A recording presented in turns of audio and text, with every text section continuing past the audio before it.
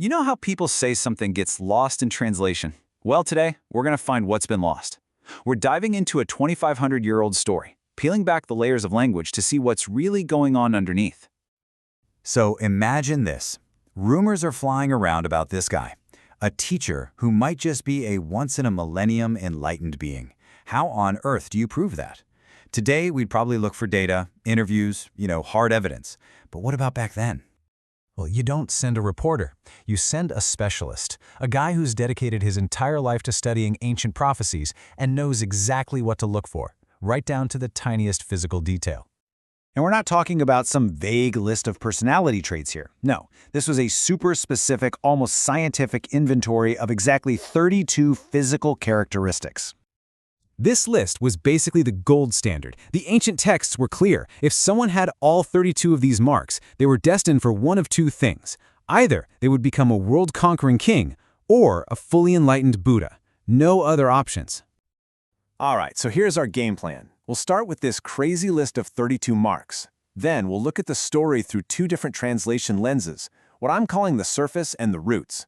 We'll see how that totally changes the visual story, and then finally ask the big question. What actually makes a Buddha?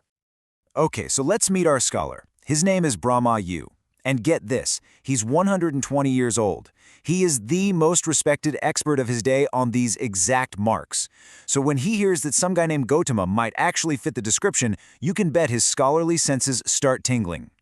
Being 120, he can't exactly make the trip himself, so he does the next best thing. He calls in his best student, a young man named Uttara, and gives him a mission. Go find this Gautama. Don't listen to the hype, don't get swept up by his followers. Just check the list. See if he has the 32 marks. This is pure empirical investigation. So Uttara goes. He finds the Buddha, and he starts his secret inspection. One by one, he's ticking off items on his mental checklist. And incredibly, he finds 30 of them, right there in plain sight. But there's a problem. Two of the most important, most unusual marks are hidden. His mission is stuck. Okay, so this brings us to our first way of translating, our first look at this. We'll call it the surface translation. This is the story as you'd probably read it, just a straightforward, dictionary-level understanding of the text. The Buddha, sensing that Uttara is stuck, actually uses his psychic powers to reveal the final two hidden marks. The checklist is now complete. But for Uttara, this is just the beginning.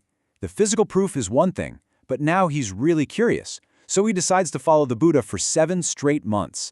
He watches everything, how he walks, how he eats, how he teaches. He's building a complete profile. And when Uttara finally goes back to his teacher, his report is just mind-blowing. He doesn't just say, yep, he's got the 32 marks. He says, essentially, Master, the rumors don't even begin to cover it. This man is way more than they say. Now, that's a great story, right? A skeptic is convinced by evidence and observation. But here's the twist. What if the very words we're using to tell this story, words like holy or worthy, are just, well, they're only scratching the surface? What if the dictionary is giving us only half the picture? This is where we get to put on our ancient linguist hat. We're going to go way beyond the dictionary to look at two ideas they use to really get language. Understanding the speaker's true goal and digging up a word's hidden history.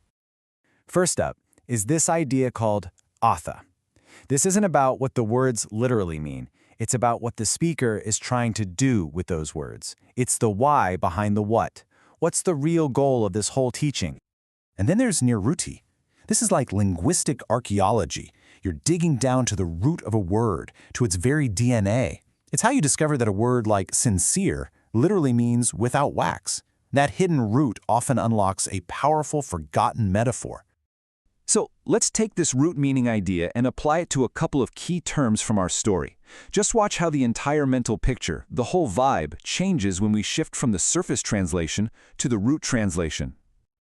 Okay, first, let's look at a title often given to the Buddha, Araham. A standard dictionary might tell you it means the worthy one. And, that's nice, it's respectful, kind of passive though. But its niruti, its root, means the destroyer of spokes. Whoa! See the difference? That's not passive at all. It's active, it's powerful.